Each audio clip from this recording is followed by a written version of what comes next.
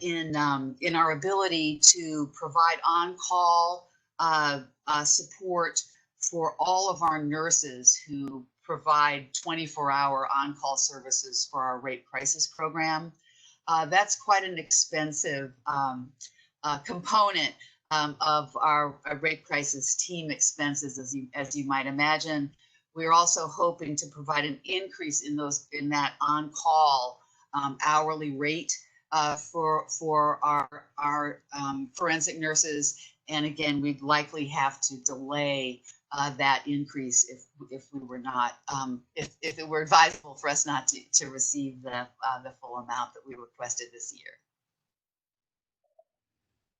It looks like your Tuscany and Tallahassee fundraiser was in May. Can you tell me how that looked different because of COVID-19? Oh gosh, it looked way different because we had to cancel it. I think you're probably hearing similar responses from most of the programs who typically sponsor community-wide fundraisers like we do. So we did have to cancel two of our major fundraising events. One, the Tuscany and Tallahassee event, and the other, an event that we sponsor for our major donors every year, requesting their continuing support. And usually folks are very generous to us during that good event.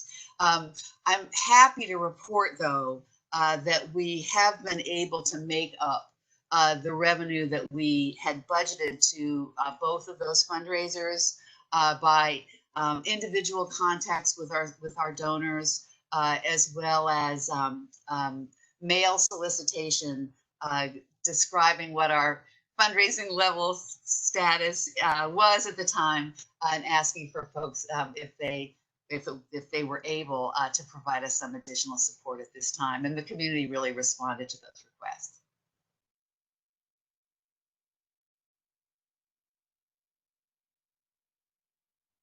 Team, any more questions, please? Meg, you mentioned the launch of the all virtual option for filing the injunction request. Was that a planned expense, something that was already in a previous budget, or was that something that you're taking on an emergency basis and got additional funding? Because I don't remember seeing much about that in the application. And kind of part two of that question is, obviously that's a good response to, I think what we're hearing in the news is an increase of domestic violence incidents because people are physically home more together. So kind of how does all of this tie into what your operations look like now and how they might change or adapt or look like kind of going forward in the near future? Thanks for that question. We were able to fund this conversion to the all virtual injunction filing process through some additional funding, COVID-related funding that we received through our primary domestic violence funders. So some new federal money came to the fore last month, and that was, again, very timely for some of these modifications that we need to pay for, obviously. And so we've been able to purchase new computers, which were needed to support all of the different interfaces that have to be in place for that online filing to be successful. The most expensive element of that new protocol, in addition to having to buy that new equipment, is what's called an e-notary system. Because as you know, probably any court filing that has a signature has to be verified by a notary. And so we had to set up that system that allows. It's a 5-minute warning. I apologize. Thank you. That allows our staff member to actually be the notary on the petition, and there has to be a video component to that for the staff member to be able to truly verify that the signature is the victim's. So that was a little bit pricey, but again, we've been able to support those additional expenses with the additional COVID money that we received through DD. And now I've forgotten the second part of your question because I got too excited about the injunction process. kind of asking about going forward, given the increase in incidents that we're hearing about in the news. Is that true locally? And then how are you handling that as far as capacity with your current volunteers or, nurses, everyone? And because looking at your funding increase, it sounded like it was for existing employees and trying that are in those kind of higher risk positions, but like, how does that impact your capacity going forward, knowing, kind of the current environment, how it could look for a while? I think that the increase in particularly domestic violence incidents will show up most dramatically in relation to our INVEST program. And the reason I say that is this. Currently, or at least up until the end of May, when some of the stay-at-home orders, the terms of the stay-at-home orders started to be loosened by the governor, the number of hotline calls that we were receiving from domestic violence victims actually went way down. But that's not because we think that the incidence of domestic violence went way down. In fact, we believe, and we're seeing the proof of that currently, the actual incidence of attacks went up.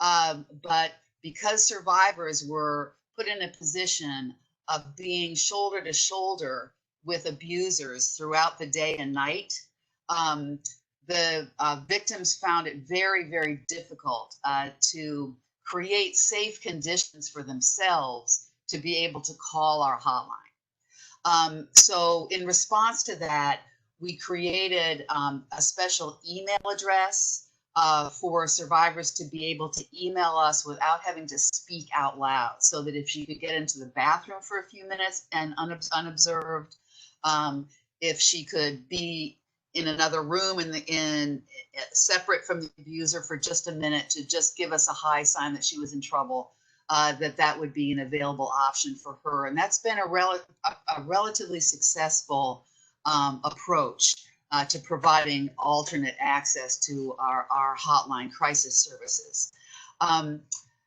But again, what we anticipate is that once even further movement restrictions are loosened and folks are expected to be back at work, particularly when the abuser is expected to be back at work, we anticipate a significant increase in both the number of calls that we're receiving and the intensity of abuse that survivors will have gone through over the last 2 months that will have been bottled up during the period of the stay at home. So those are the kinds of dynamics that we're really trying to be prepared for now.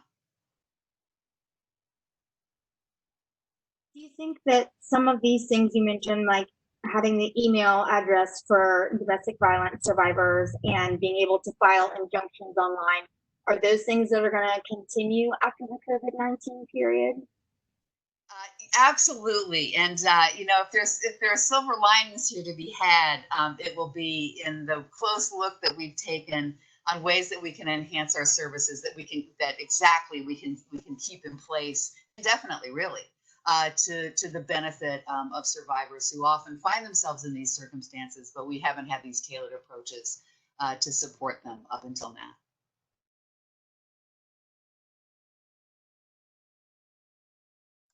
We have about 30 seconds left. Any further questions from the team? You want to add anything else? Just a sincere thank you for your support for us, of course, through this funding process, but also for you all as individuals. I know sorting through doing this process this way has been a change for all of you as well as for us. So thanks for your patience and commitment to making this all work. And thank you for your passion as well for your organization. If there's no more questions, we want to thank you and allowing us to come into your home and to listen to how passionate you are about your organization, and be safe. And thank you. Have a good day. You too. Okay. Bye-bye. Bye-bye. A participant has left the meeting.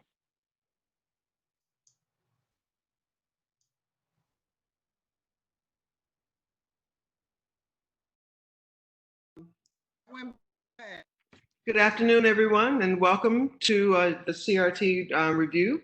My name is Gwendolyn Filia. I'm currently been CRT for about 20 years. I'm working at FAMU in the School of Allied Health Sciences. We are going to introduce our team, but the first question we're going to ask you is, due to the COVID-19, how does that affect your ability to implement your program? And you can answer that question after our timekeeper has given you your time and you introduce your team as well. And at this time, you have the floor. Thank you. Good afternoon. My name is Summer Boggs, and I'm with Big Brothers Big Sisters of the Big Bend, and I've been a CRT review member for 2 years. Good afternoon. I'm Leanne Giroux, and I'm with the Florida League of Cities, and I've been a CRT review member for 12 years.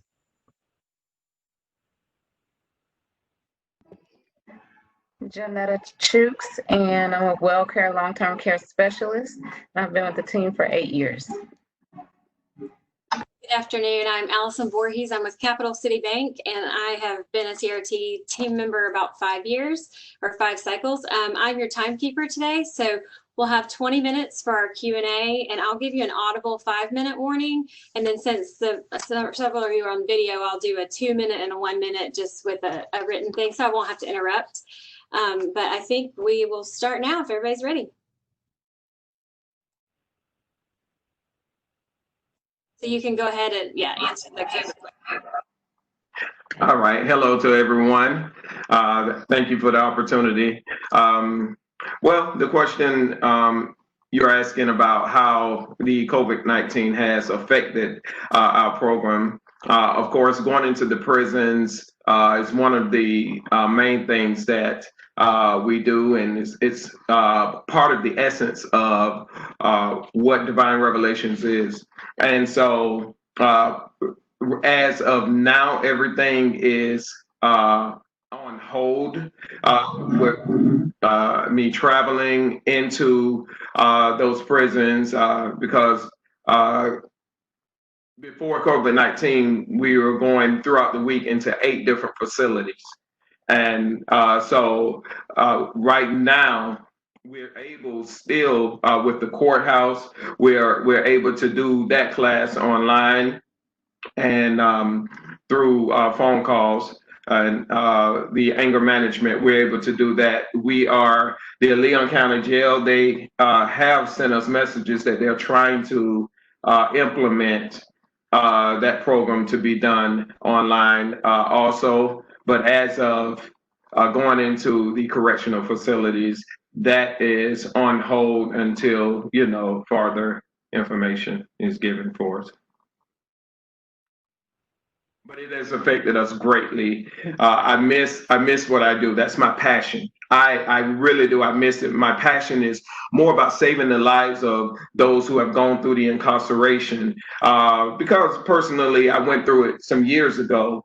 And I don't want to see our younger generation, and I don't want to see guys recycle and the recidivism just continue to go on and on and on. This is part of my passion, and I feel this is kind of what pushes me to go forward. And no matter what, we're going to push forward to do that, but it has affected us. Mm-hmm. And just to piggyback on that also, so our program has a participant guide, which is normally a hard copy.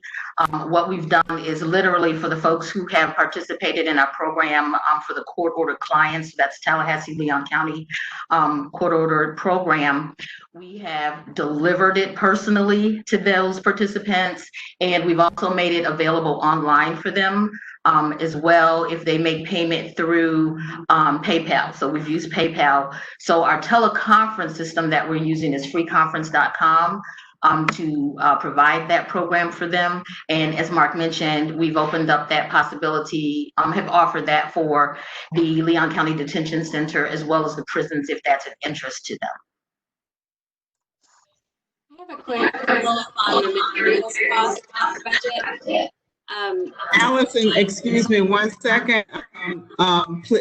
Again, reminder, thank you so much. Sorry. I just happened to, I was looking at your materials cost. It looked like it was about 15% of your total request. And I didn't know, I mean, I know these are program materials that are from somewhere else. So are you restricted to having to purchase them from a vendor, or could you seek in-kind donations of the printing services to kind of relieve that about $1,200, dollars of your budget there? Just out of curiosity. Gotcha. Especially now that you can put some of them online, is that something you can do going forward to reduce your costs? Yes, absolutely. And I'm sorry, was she saying something? Oh, okay. I thought someone else was saying something. Yes. And what we've done is made them available online, but right now we've only restricted that to individuals who are paying for the program, and that's the court order clients. And basically they just pay $5 per session.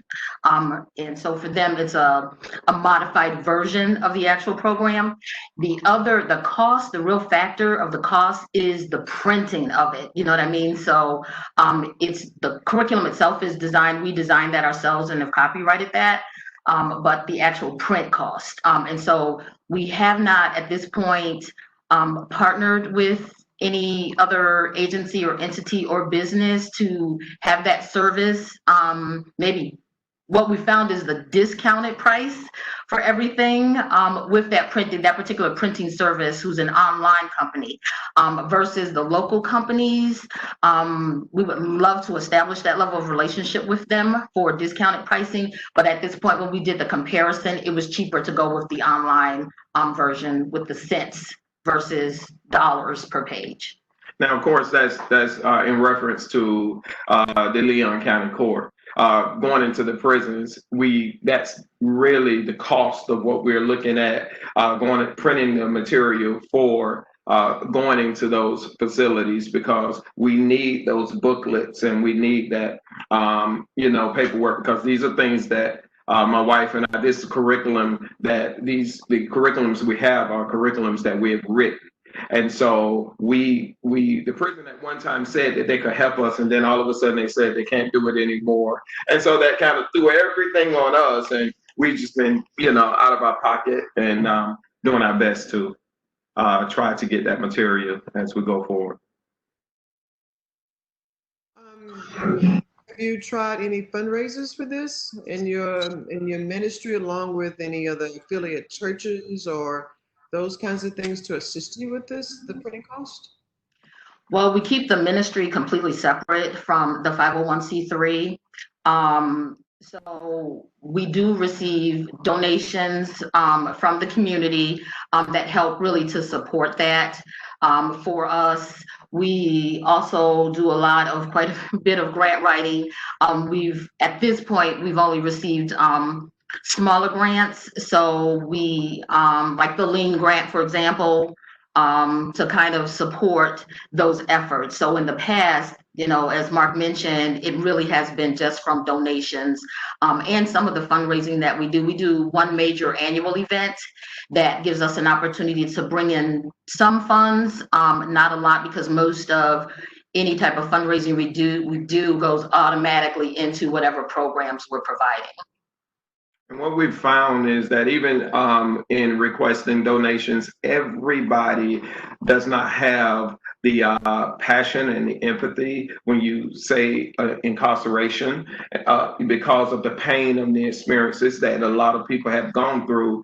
Some of them may not have the understanding, but we don't hold it against them. We just continue to push forward. And however it takes, for us to get those finances out of our pocket, we do it that way.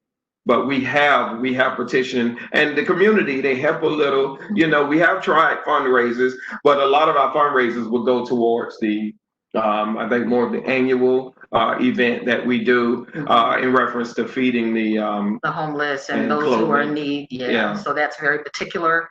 So oftentimes there's very little, if any, funding left from that particular event. So that's our major event that we raise funds for. So. One thing we've had with the other agencies is that they have COVID-specific temporary or emergency funds that they could apply for. Is there anything like that available to you for this population that you serve? Okay. Sorry about that. As far as the specific of those who are incarcerated, we've only seen more like federal level type grants. As far as local funding, I have not been made privy to that. The Lean grant was one that really supported what it is that we're doing. So they kind of, with that funding, they left it more open to general operational use.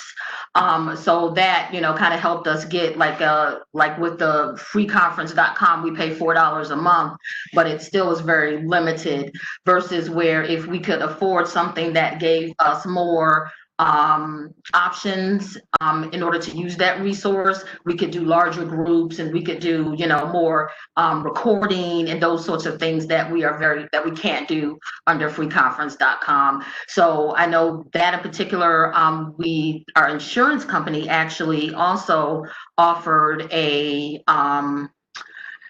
grant opportunity. So for any of their agencies, so the nonprofit insurance company, they offered something that would help you out as far as like some additional purchasing and general operations too. So we're waiting to hear back on that, but that's looking very promising as well. So that was like $500.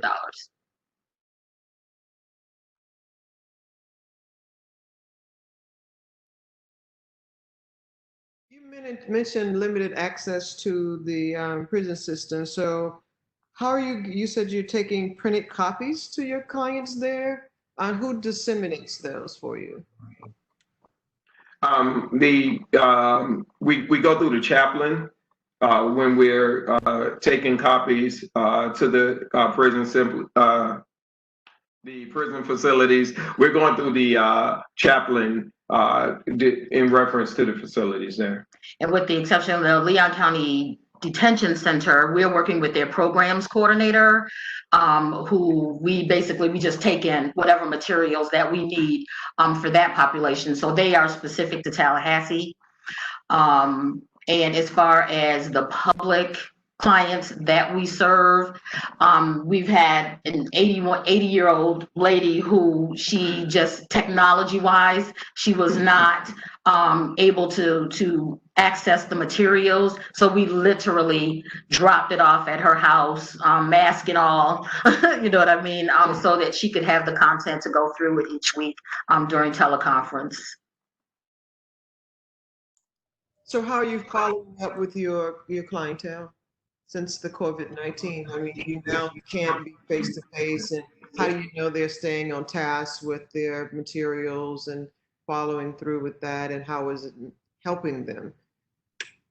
As we go through the class with them, because we're teaching them with the materials that we've given them, they're in class with us.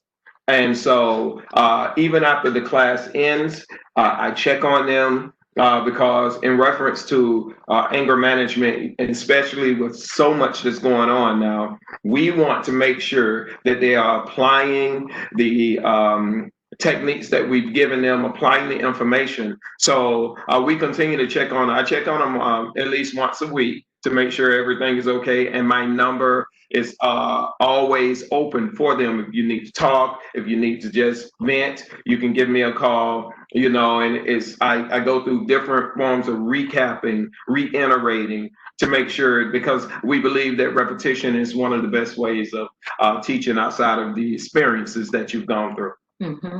And we also implement like a 30-day survey monkey kind of feedback, just questionnaire, like, how are you doing? Is there anything else that we can assist you with? Are you seeing, any of the techniques that we talked about? Are you applying those?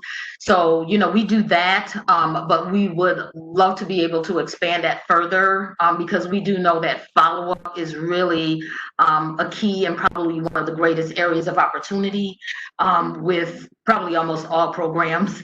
But definitely for us, we want to be able, you all had a question about return on investment, and that's something that we want to be able to recognize and show that, yeah, even though a person completed the program, but look, 30 days, 60 days, 90 days, 6 months, even a year out, this is how our program has been effective for them.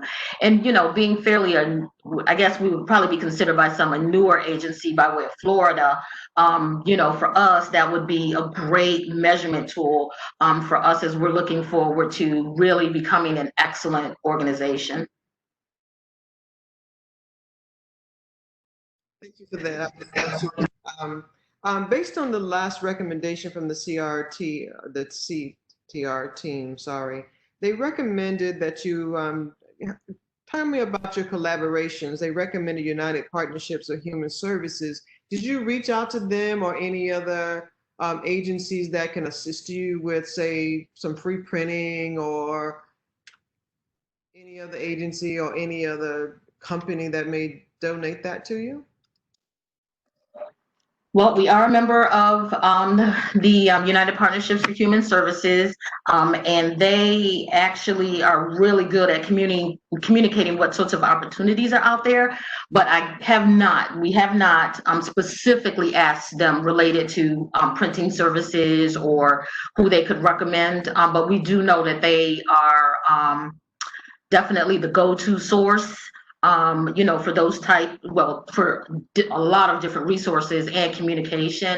So we're definitely partnering with them, and we've joined a number of different organizations as well since the time that we originally applied with you all. When we originally applied, it was for a completely different type of program. So now the programs that we submitted our proposal for are ones that we are actually implementing, that we're doing, you know what I mean, every day, and that we have feedback on. I'm trying to think of some of the other organizations. We are part of quite a few.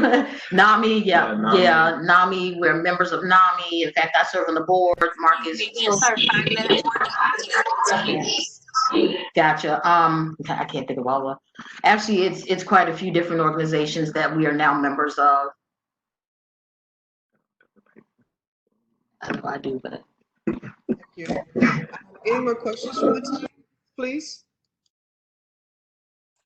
Could you elaborate a little more on the portion of your budget that was miscellaneous supplies and expenses? Since I'm not as familiar beyond the curriculum and the materials you need for participants, their workbooks, handbooks, what other materials are going into that? And is any of that cost of, you know, salaries or, you know, those kinds of things? Are just given that you're hosting these things on site when you can, you know, what all goes into that portion of the budget? Gotcha. So included were, for example, like the facilitation fee, just like mileage, gas per se was not included in that. Any of like the certificates, printing of that, any of the awards, the actual graduation ceremonies, that was included as well. I'm trying to think of what else I had in there. I know we mentioned dealing with the facilitation. We want to be able to. We want to actually be able to train other facilitators to be able to do what we're doing also, and we want to be able to maybe compensate them in some way for their time and energy of what they're doing in reference to whether it's the gas that they would need, or you know, in materials or however. We just want to be able to put forth that effort to be able to train other facilitators, because we're trying to actually get into other Shisha House. You know, I destroy the word. The Shisha House. We want to be able to go in there. Also, the federal prison. We're going forward with communication and contacts to be able to go in there. So there's a lot of other different areas we're trying to go into, and we want to be able to train those facilitators also to do what we are doing. And so for the CHSP budget, although we're going to be doing programming, a lot additional programming to what we presented, that's why we try to break it down to like half of what the actual costs are, half or less actually in some cases, on what the actual costs for the inclusive programs of what we're doing, because we know that we are designated to Tallahassee and Leon County, but we provide programs to Franklin, Wakulla, Gadsden, and Jefferson counties as well. So I was trying to, look at that, what that would look like, just keeping it in Tallahassee. Because that we also go into the James A. Shanks, but we know that's Gaston. We want to do the same thing here. We want to do the same thing going into, we go into the middle school there, and I teach anger management there at James A. Shanks. But I want to take that same system we have, and we want to be able to apply that here in Leon County also. That's in our youth proposal, actually. Yeah. I just had a quick question. You mentioned how right now you don't have access to the correctional facilities. Did you say when that'll be lifted or when you'll be able to go back? And I'm sorry if I missed that. Well, they mentioned somewhere around, they said July. It looks like maybe somewhere in the middle to the end of July that things will be opening back up for us to be able to go in. But the wardens, he mentioned that he's still trying to make it possible that we can get our programs while they wait through some form of communication through teleconference, because right now in those facilities, I am the top teacher that everybody requests my class. I have over 900 guys and ladies just set up trying to get into our classes because of the effect that it has. So he's trying to make it, they're trying to make it possible, but they, going through a lot of the red tape. Got about 10 seconds left if anybody has the last question. Say something. So, but there was a question about different organizations. So we are trying to partner with a couple of different groups within the community who provide reentry services. So that's another entity that we're trying to work and partner with more closely so that we can definitely offer our programs on a community-based level outside of the correctional facilities and the court system. Thank you. That's our time. Beautiful. We want to thank you so much. You have a passion for your organization, and we see the need for that, and we want to thank you for responding to all of our questions. And we hope that you have a great day. Stay safe and keep your passion going.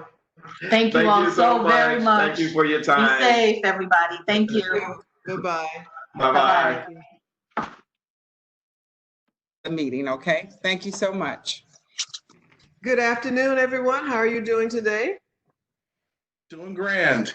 Doing grand. My name is Gwendolyn Filia. I have been with CRT for about 20 years. I'm currently working at Florida A&M University in the School of Applied Health Sciences. I'm your team today. We have one team here. We're going to give everybody an opportunity to introduce themselves on the team. The timekeeper is going to give you your time limits, and she will keep you on task. And the first question after you introduce your team is, how did COVID-19 will affect your ability to implement your program and keep it going? Good afternoon. I'm Summer Boggs. Has joined the meeting. And I have been a member of the CRT review team for 2 years. Hi, good afternoon. I'm Leanne Giroux, and I'm with the Florida League of Cities, and I have been a part of the CRT review teams for 12 years now.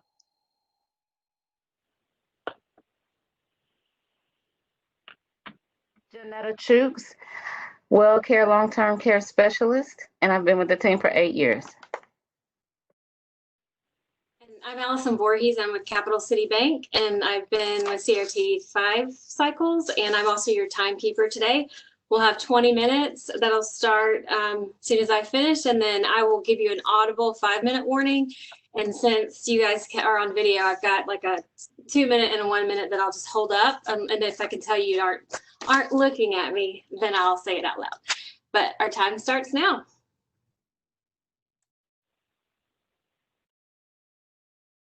here with Big Bend Habitat for almost 5 years now. First off, I want to thank you guys for your time and service in doing this. I know it takes a lot to put on this production and to figure out what we're going to do with the community money. So CRT team members and Pat, thank you for your service. Jumping right into answering the question of how COVID has affected us, it's affected us in many ways in that primarily from the financial standpoint, a lot of our operating budget comes from repayment of our mortgage portfolio. So all of our homeowners have a 0% interest mortgage that they're paying on monthly. A lot of our homeowners actually work in retail service jobs, and some of those jobs have been shut down. So our collections are down probably about 20%. So it's not a huge hit, but it's a hit nonetheless, as well as our Restore is a secondhand salvage shop that we run down off of Woodville Highway, and that's a kind of a mix between Goodwill and Lowe's, and it's our #1 fundraiser. And so that had been shut down for the full, since March 15th. So we're just reopening. So there's some impact there financially. The other impact, I think, which probably is a little more significant for us, a lot of the magic sauce about what we do is, being able to employ volunteers in the process of home building. So that helps us cut down on labor. It helps us get buy-in from local community members to be hands-on in someone else's home. And obviously with our stay-at-home orders, all of our volunteers have been kind of sitting at home, staying at home. And so we have switched a little bit up to relying more on subcontractor labor to continue to build.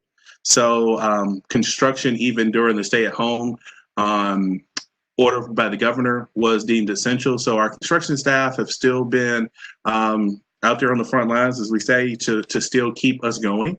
The good and the bad about COVID for our homeowners, most of them are paying a mortgage that is less than $400.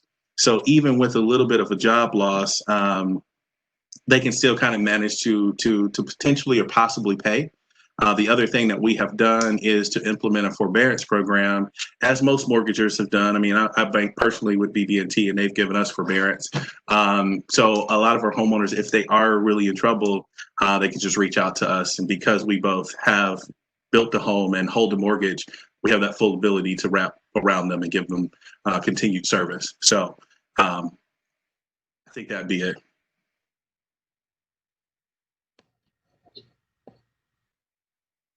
I did have a question. Are you finding, I know you said you're having to use subcontractors as opposed to volunteers.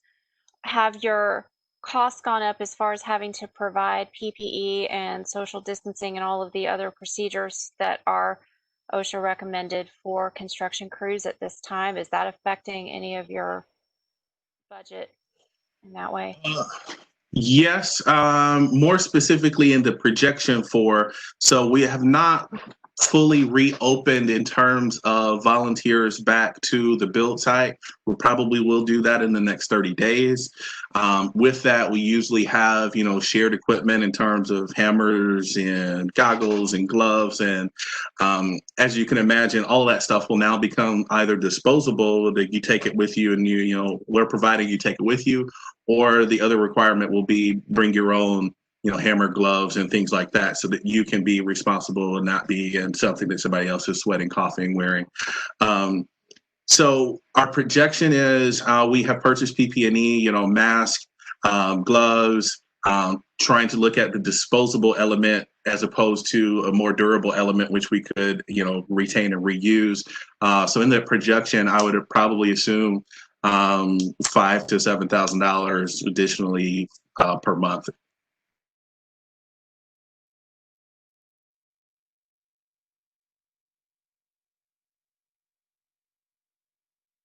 You can continue to emphasize some more of your important issues or things that are going on with the organization that we should know at this time until we get more questions for you. Okay. So the things to know, I mean, obviously, well, not obviously, We've been shut down and staying at home, working from home since March 15th. The good thing, we were able to participate in the SBA PPP program so that we were able to retain all of our staff at full pay during this trying time, which is good for the organization, good for continuity, definitely good for the folks that work for us, that tirelessly put their blood, sweat, and tears into making this organization work. So that's a win or a positive thing for us. It has been stressful to continue to do things like what we're doing right now. So all of us on this call have learned how to use Zoom or any number of other technology applications to help us do what we do. So some of that growth is good. But the engagement of homeowners, we have done a constant round of communication with all of our homeowners to see how they're doing. So a lot of that, when you think back to March, when we were thinking like, what is this thing going to be? How long is it? It's going to be 2 weeks. It's going to be 4 weeks. So they're talking about well into the summer. Well, guys, we're in the summer now. And none of us thought that we were going to be this far. But we've been able to constantly stay connected to our homeowners to make sure that they're doing okay. The folks that are, on some sort of furlough, we've got some programs set up to like wrap around or keep them in good graces. Because the bottom line for us, like, we're into home building, but we're also into keeping you in your home. So when you think about the thing that we've heard for forever, stay at home, right? We get to be the blessing that we have built so many homes that all of our homeowners have a place to stay. I keep thinking, I couldn't help but to think over that time, what would our homeowners' life look like if they weren't staying in a Habitat home, if they didn't have a $400 mortgage in a safe place that's low on energy to stay in during this time. And my heart goes out to the folks over the Kearney Center that they don't know what that meant, So I think a win is being able to provide more homes. I think the scary part is looking into the future. If we look at the economic downturn portion of this, we look at the lifting of evictions coming up, and a lot of people are going to be looking for affordable housing, and we're already in a crisis coming into this. So coming out of COVID, it's going to be an interesting, a dangerously interesting time for people seeking home, a place to call home. You mentioned in your grant that the need in Tallahassee already prior to COVID-19 had quadrupled. Have y'all had any kind of forecasts at all about what kind of the fallout from COVID might look like for your organization in terms of what the need might be after something like this? Good question, and the honest answer is I actually got several emails, one this morning from several of the data agencies. One was from United Way, trying to do a housing status update. So what's the forecast for housing? I think a lot of folks in our industry are scrambling to get a take on what that fallout's going to be. And I think if keeping up with the news, data is at a very limited place right now. So everybody's trying to figure out what the numbers is, what's the infection rates, what's unemployment. Data on housing is going to be lagging behind that because, like I say, there has been a moratorium on evictions. So long-winded answer to say no, we don't really have a very good idea right now. But if unemployment rates are any predictor of what they're going to be, because i.e. you have to have a job to have a home, it's going to be bad. I had to go back to some of what you said about doing Zoom meetings and keeping in touch with your clients. Are you using those Zoom meetings to continue those financial literacy courses with your homeowners and things like that? Or is that something that you're looking to do? Or how, given the current, that we don't know when we're ever going to get back in the same room together again kind of thing, have you developed online classes or online workshops for your homeowners and future homeowners to be able to participate in the near future? So I'll answer that with one word that I usually love, but some of us always hate, and it's called collaboration. We have a lot of partners that have already set up the technology to do online financial fitness and things like that, or have financial fitness videos. So at least on the financial fitness piece, like, we're going to refer that out to people that do a better job than we do. But we are still quarterbacking that so that our homeowners are being facilitated to go into those programs. And so they're getting the information. We're not setting that up. On the technology piece, we have set that up for our orientation. So we welcome a class in, and we talk about what we do and how we do it, what's homeownership, and all of those things that go into maybe your next year and a half of walking with us in this habitat journey. But that's had to happen online in a forum like this. And then the same thing, like, our construction managers working on developing some training, which probably would have been a good idea, 2 to 3 to 5, 10 years ago. But we never get to the time to get to that space where we can do a training video as to what to expect when you come out on a day with Habitat. Now it's becoming mandatory. So we're going to have that element set up on our training side for volunteers when they do come back. Talk to, a lot of that will be the social distancing stuff. A lot of that will be still safety. So safety has always been a #1 priority with us for volunteers on any of our built sites. So long and short answer, between partnerships and some of the things we're developing internally, yes. Thank you very much for that. With regard to funding sources, do you have any that you anticipate will be, your typical funding resources not be available post-COVID or because of it? And then how is your board and your leadership team responding to that? And then I guess, how does the CHSP request factor into all of those concerns going forward? Good question. The vast majority of our regular funders, I don't think, are going to shy away particularly from our cause in terms of housing. I think that the economic downturn is going to parlay into what was already an existing crisis on housing. However, particularly in the immediate, probably the last 60 days, there's been a series of grants or mini grants that have been available, and they are going to more specifically directly addressing healthcare and direct COVID-related requests or services. So, for some of those, we're not throwing our hat in the ring for dollars for those things. I think there's, the big question is, do we have a second dip? Are we going to have this terrible winter that we talked about, and we'll all be back on this stay-at-home lockdown? I think that will be a whole different, ball game for us as an organization. We do have some stable sources of funding to some degree, but for the most part, in the last 60 days, most of our funders have turned toward direct funding of COVID and COVID-related direct services.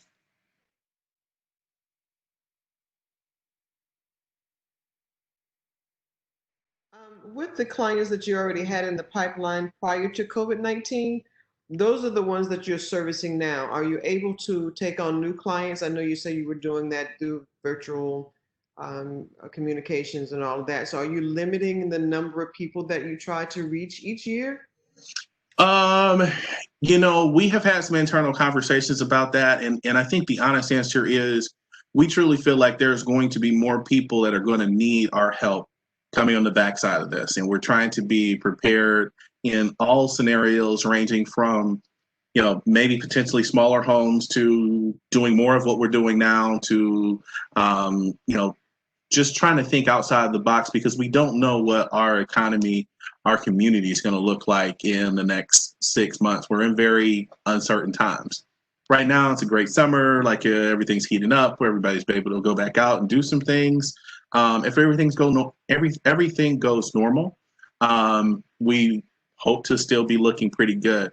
To answer your question, we currently have all of our pipelines open, so you can still apply online at any point in time through the online application process. Our office has been closed to the public, and it's just opened up yesterday. So we have limited intake in terms of paper applications. but we are still in the process of having an open pipeline. We have conducted one digital orientation, which I think we had 18. I think we had 18 folks signed up. Morning. Sorry to interrupt. We had about 18 folks signed up, which is probably a little larger than normal. Usually we have about 30 and 15 show up. So we had probably 30 registered and 18 showed up. So we still have that process open because it takes 12 to 18 months to get through our program, and it will probably take longer now that we have these COVID restrictions. And one thing to touch there, we have also looked at different digital ways to provide sweat equity opportunities for our potential homeowners. So they all do 400 sweat equity hours. It makes it very difficult if we have limited volunteer experiences. So we've been looking at doing digital things that focus on kind of some of those classes, more education, that will still serve the same purpose.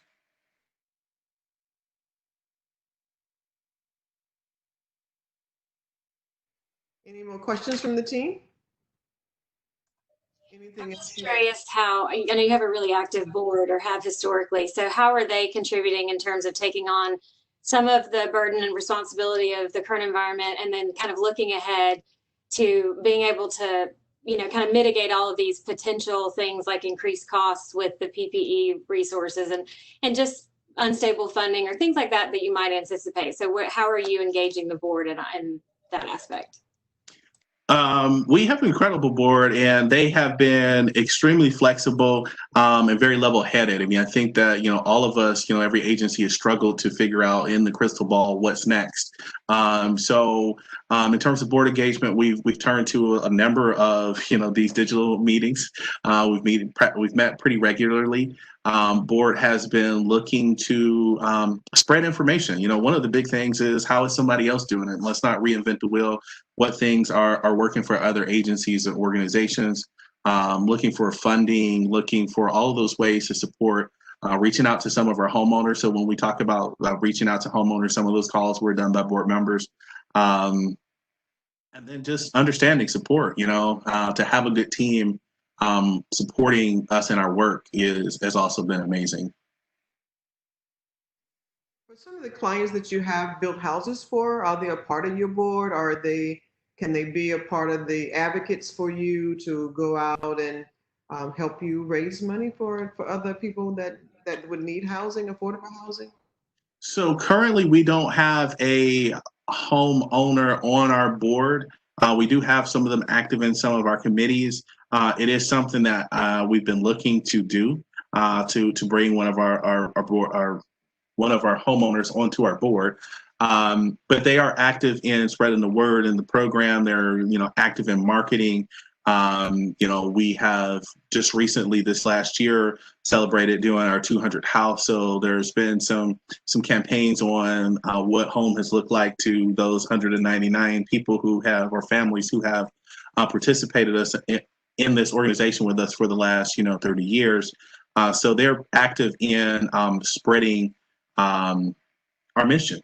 But not active currently on our board, but that is something that we're looking to add on, because it also opens up several other doors for some other funding, potential funding sources.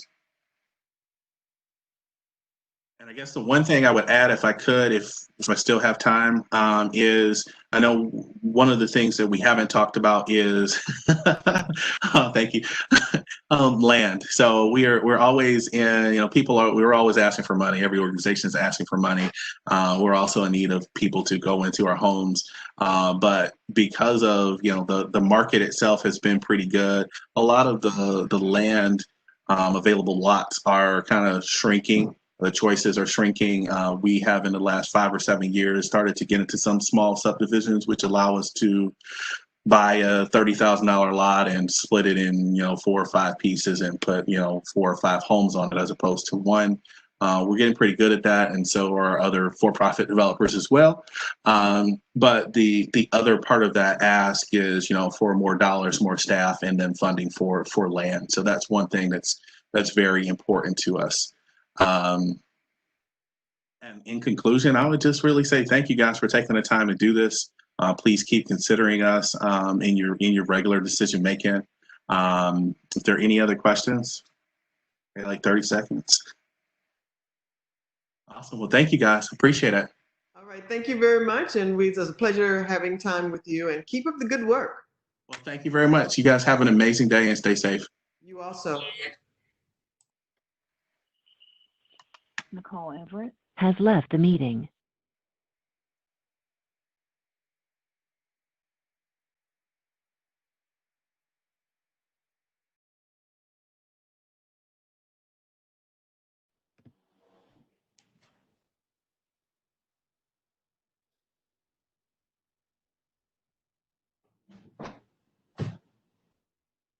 I think we're ready to go. Oh, okay. Good afternoon, everyone. Nice to meet you too, Kristen. Just a little housekeeping. When you're not speaking, please hit your mute. That way we won't have all of the background noises that kind of is interruptive to the discussion. And also, if you want a better view, if you go to the right-hand corner of your page, of your computer screen, you'll see an icon that has 4 circles in it. Click on that, and that will give you a bigger picture so you can see your team members better. And with that, we'll get started with our Madam Chairperson, Ms. Filia. Thank you very much. Good afternoon, everyone, and welcome to our online presentation. My name is Gwendolyn Filia. I've been with CRT for about 20 years, and I'm currently working at Florida A&M University. We're going to introduce ourselves. We're going to have our team to the CRT to introduce themselves first before you do so. I see in your application you addressed COVID-19 with telehealth, but we want you to elaborate a little more on how that's going to, how you're going to implement your program a little further. Since this is a new program to our team, we would like to hear the other things that you're doing.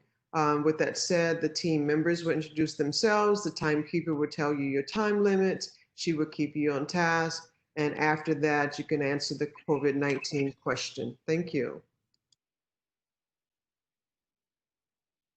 Good afternoon. My name is Summer Boggs. I work for Big Brothers Big Sisters of the Big Bend, and this is my 2nd year as a CRT team review member.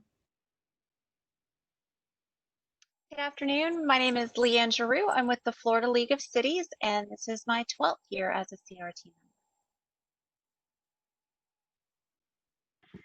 member. Good afternoon. My name is Janetta Chooks.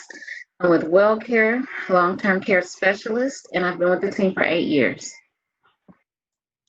Hi, everyone. I'm Allison Voorhees with Capital City Bank. I've been a reviewer for 5 cycles, and I'm your timekeeper today. So we'll have 20 minutes for our Q&A, starting with the COVID question. I'll give you an audible 5-minute warning. And then since you guys are joining us by video, I've got a 2-minute and a 1-minute that I'll hold up so I won't interrupt whatever you're saying at the moment. So our time starts now. Okay, so do you want me to just tell you about how we've been addressing COVID? So since we're a counseling center, and all of our therapists, we have about 20 therapists that work in our office. They're all FSU students. Some of them are pursuing their PhD, some of them are pursuing their master's degree.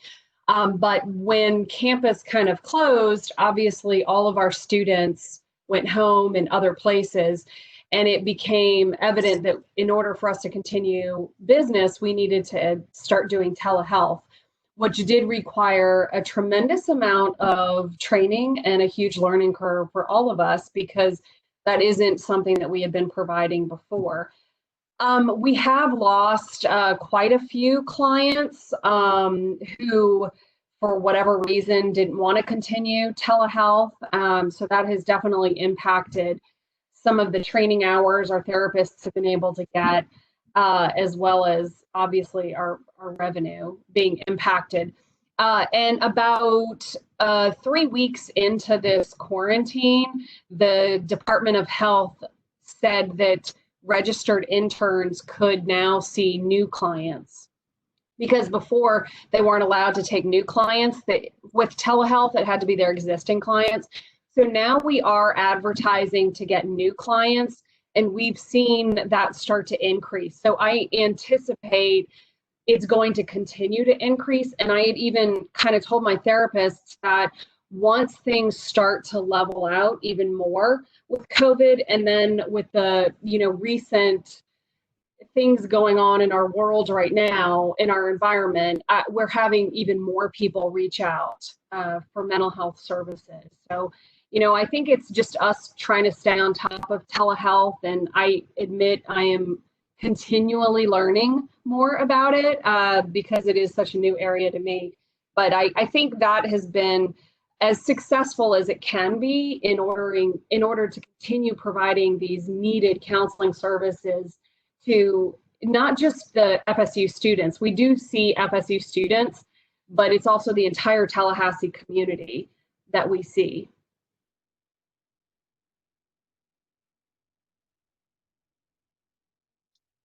Elaborate a little bit how you're getting your advertising your agency. I know you mentioned it in your application, but since it's FSU students that you're doing mostly counseling for, so how many outside patients or clients come in for counseling? And you can elaborate on that number, and how do you keep track with them, and how you follow up with them? Those are some of the questions that I have. Sure. Actually, 60% of our clients are Tallahassee community residents. So only about 40% are FSU students. And within that, I say college students. It's FSU, FAMU, TCC students. Really only accounts for about 40% of our clientele. So the way that we advertise is a lot of word of mouth. People find us on Google most often. We are one of the lowest mental health care providers in the city. We offer a sliding fee scale, so people can seek counseling services for just $25 an hour, which for most people is either equivalent or lower than what their insurance copay would be. So we don't accept insurance because we do have this sliding fee scale, and quite honestly, we don't have the resources to process insurance claims anyway. So it's cash or check. We recently started accepting credit cards due to the COVID-19 epidemic. We really worked hard to get FSU to help us approve accepting credit cards through phone. So that has been an additional learning curve. The fun never stops, that's for sure. But yeah, as far as advertising, I think a lot of it is word of mouth. We've been in the community for about 40 years. And when it comes to people seeking low-cost mental health services, we have a number of private practitioners that refer people to us, in addition to other counseling agencies. If somebody can't afford whatever fee it is a private practitioner has, they often refer people to us.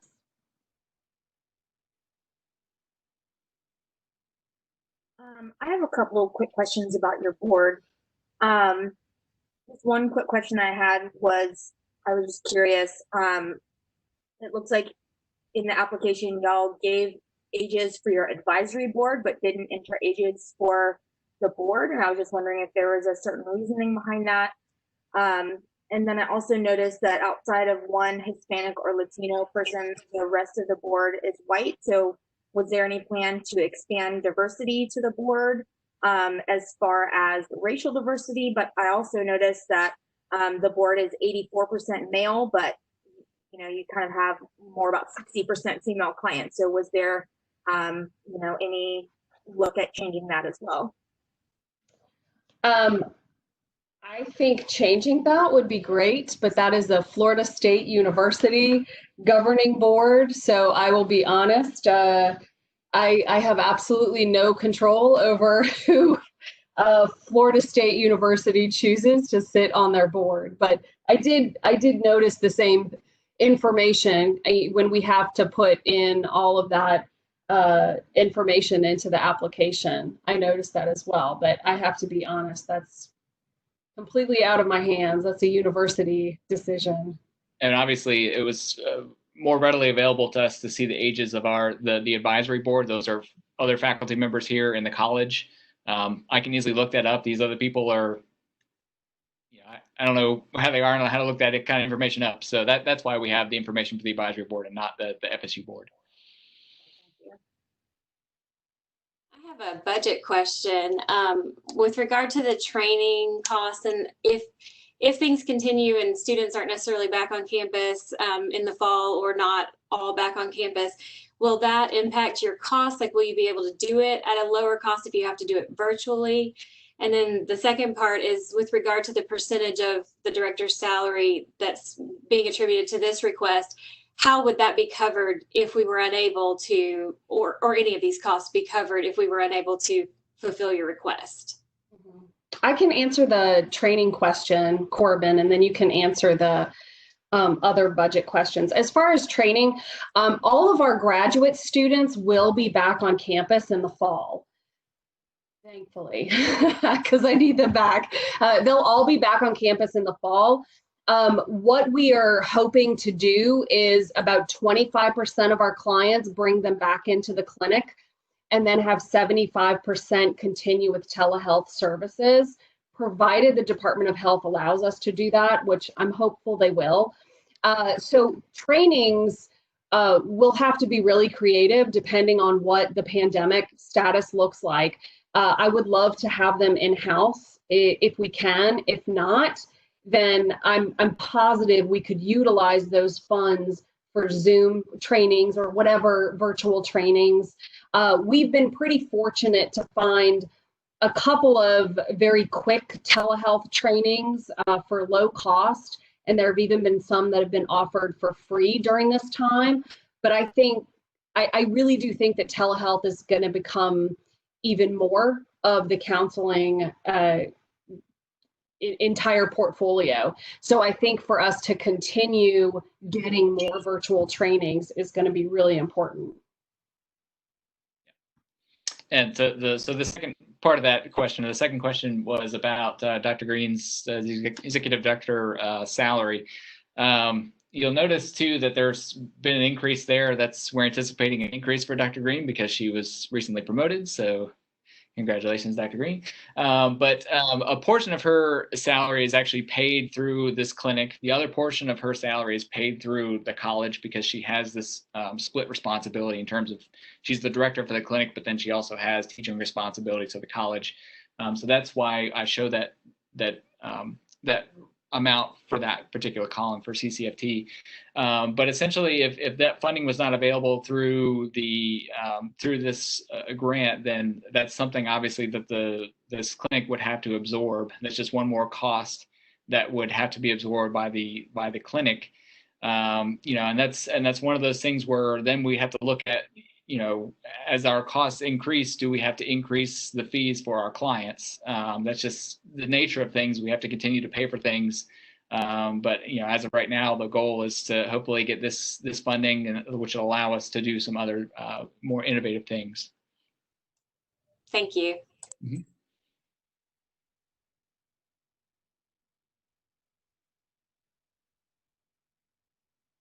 If there are other things, since you're a new program to us, is there anything else that you'd like to let us know about your program so we can understand? Like in the budget part, I see that 2,700 of it was parking. So is that for, that's a cost that I know parking is expensive, and I know that's on most campuses like that, but is that some way to defer that or defray that cost?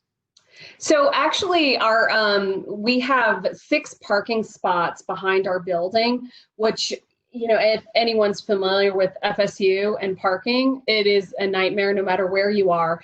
And with only 6 spots behind our building, it was previously reserved for faculty and staff.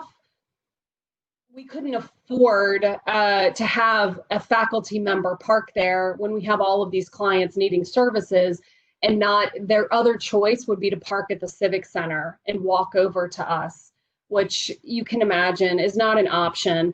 So the only way for us to guarantee those spots are reserved for our clients is we had to purchase them. And that is an annual cost that we have to pay to the university so that we have designated parking spots for our clients.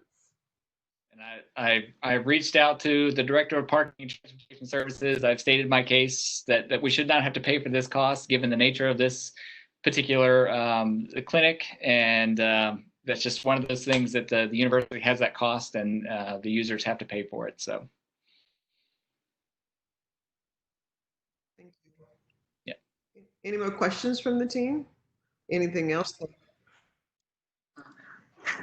I wanted to ask, will you all be incorporating more services by doing telephonic services like you are now? And won't that help to save with the funding with that? So we've started more group services. We are the primary referral for victim advocate, not just the FSU victim advocate clients, but also for the State Department. We get people who've experienced crime. Most of our cases are sexual assault, and we have moved that group to online, to Zoom. And actually that group has exploded in numbers, and we are not charging for that service. These are people that have been traumatized. They were covered, their services were covered by victim advocate, whether it was through the state or FSU. Those services had previously been covered, but they're not covering them through Zoom. So we're offering that for no fee. We also started an eating disordered group on Zoom because that was something a lot of therapists noticed, that people are struggling. And we're in talks to start a substance abuse group, because that is another thing that we have noticed. More people are drinking more frequently, being quarantined. So that's another thing that we realized the community really needs. And these groups are being offered as a service to the community, to our students and our Tallahassee residents. So we're not charging for these services right now. To charge for those services through a group, it's been a very difficult thing for us to figure out how to charge for those group services through telehealth. So we are charging for individual and couple sessions. We also do a lot of family therapy through Zoom. But as far as the groups that we've started to help more people, we're not getting any revenue from doing that. We've heard from other agencies there's been sort of temporary or emergency funding related to COVID and that response. Is there anything available to you for your type of services that could offset any of these costs, or allow you to offset some other costs if we weren't able to fund fully what your request is here, so that you can still provide what you want to provide in terms of level of service, but be creative with the funding in terms of the sources? I will tell you, I tried. I looked into that, but and I'm not quite sure I understand how it works, but FSU only has certain entities within the university to apply for these funds, and we are a small operation, so I don't think that we ranked up there. Even though I'm biased in saying I think we provide an incredible service to the community, but mental health is something that doesn't get nearly as much attention or funding as perhaps some other things. So that is something I looked into. Sorry about that. Okay, that is something that I looked into because I have seen the emails come through about emergency funding and anything we can do to just keep providing these services to the community. But yeah, we weren't able to do that. Yeah, most of those granting agencies only allowed one application per agency, and they considered FSU one agency. So with multiple, business operations like ours at the university, someone else got picked instead of us. So yeah, we were kind of left without any options. Just a general question. Why do you think we look at mental health in that manner? We always seem to put that at the bottom Do you think because of COVID-19, they're going to put more emphasis on mental health now? Do you hopefully that we could do that? So because we really need to address these issues. I couldn't agree more. I would hope that with COVID-19, these issues could be addressed, because I really do think that once things start to go back to normal, you're going to see the evidence of people suffering from mental health. The substance use has been mind-blowing as far as how many people are using alcohol to cope all day, every day. And that's obviously to deal with other stressors and many things that people are dealing with. You also have so many people that have been laid off from employment, and then just the fear of going out and interacting with people once things start to get back to normal. So, and I do think there's still a stigma on mental health. It's a shame because we do need more funding, but I wish there was some magical way for everybody to understand how important it is. Any more comments from the team or from your group? I just wanted to ask one other thing, and I used to work for the university, so I kind of understand what you're talking about with the silos, but also the umbrella organization and what limitations that can be caused. But as far as some of the telehealth services and the actual technology that you're using, is there an opportunity to partner with local, like TMH or the capital, to piggyback on services so that the cost is shared? Or does that just not work because of just the nature of the capacity that you need within each of those technologies to make it work? Yeah, I would think, of course, there would be some limitations with the technology as far as partnering. I mean, our graduate students right now are located all over the place because none of them were from Tallahassee to begin with. So most of them went home to their families. And then I don't know all of the university requirements in terms of technology. We have an incredible IT department that has been making sure our services are secure and they're HIPAA compliant. So there also might be concern in, TMH would be a great example to partner with. And if there's anything that can share the cost, I'm certainly open to it.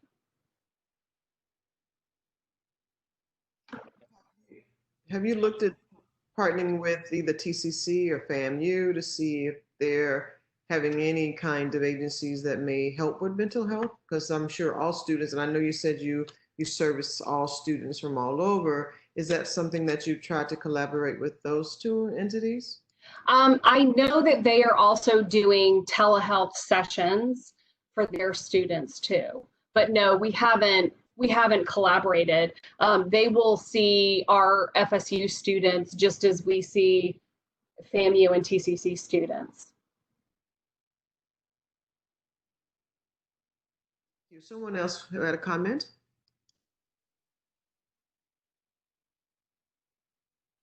Oh, if I had a second, I think you offered if we could say one more thing. I just wanted to point out it wasn't super clear because we weren't able to write a budget narrative, but we did want to start a community assistance fund that would lower the cost to our lowest income clients.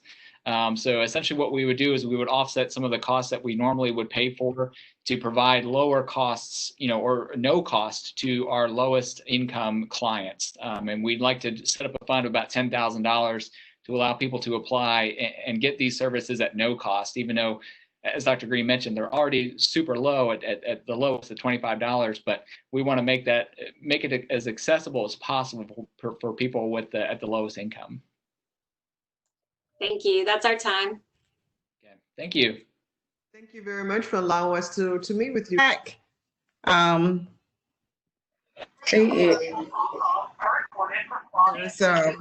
Miss Summer, I think.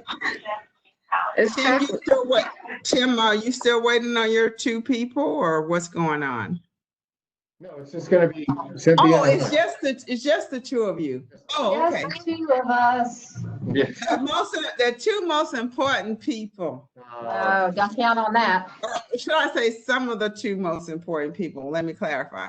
I think the main point I've said this so many times, so forgive me if I said this to you earlier and I can't remember, Tim.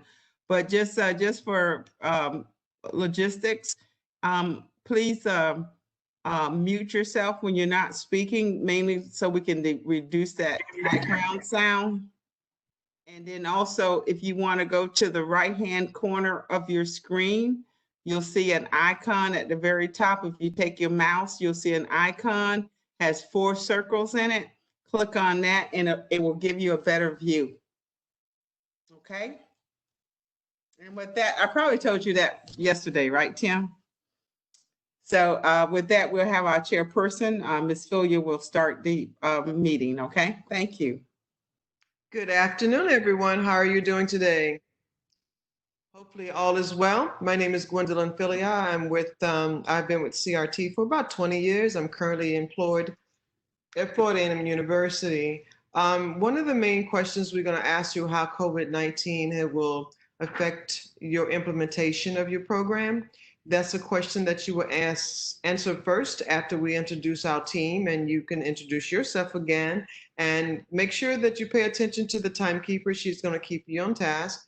And with that said, we can start with the introduction of each one of our team members. Good afternoon. My name is Summer Boggs. I'm with Big Brothers Big Sisters of the Big Bend, and I have been a team review member for 2 years.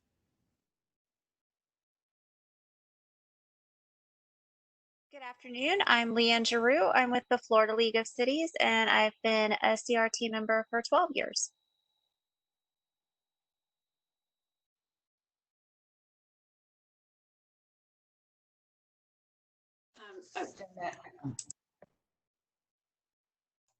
Go ahead, Janetta. Janetta Chooks. My other job. Well care, long-term care specialist, and I've been with the team for about 8 years.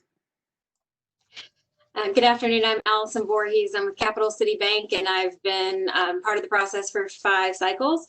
I'm your timekeeper today. We'll have 20 minutes for our Q&A, and you'll start with the question that Gwen asked. And so I'll give you an audible 5-minute warning. And then since you're on video, I'll do a 2 and a 1 just with signs so I won't interrupt whatever you might be saying. So our time starts now.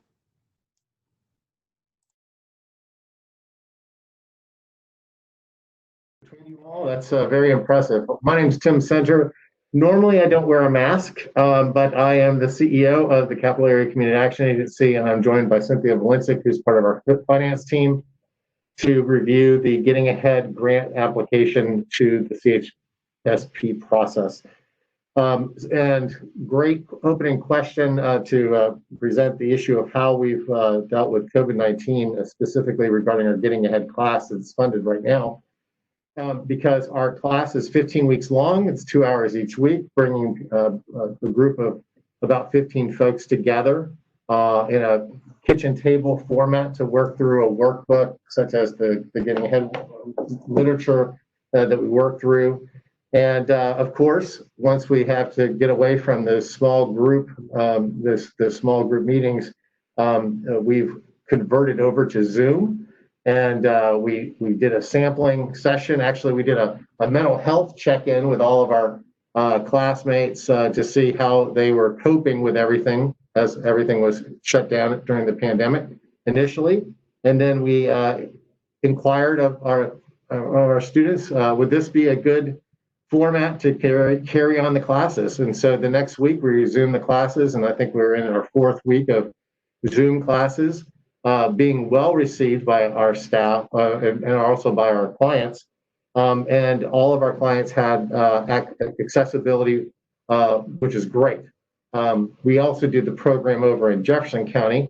Unfortunately, in that situation, we don't have the accessibility available to many of our clients. And in fact, now we're retooling a little bit, and we're talking to Comcast tomorrow to explore how we can perhaps as part of the program, actually give internet connectivity and maybe even a device that would permit them with students and clients to participate in the Getting Ahead program.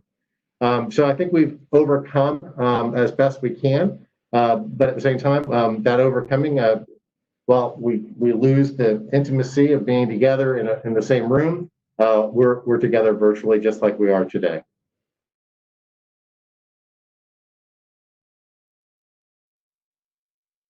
Jump right in. If you were to receive funding that you lost, how would your program continue? Our connection evidently wasn't that strong, but it sounded like if we were not to receive funding, how would our program continue? Was that correct? Well, we would probably reduce the number of classes of Getting Ahead that we're currently offering.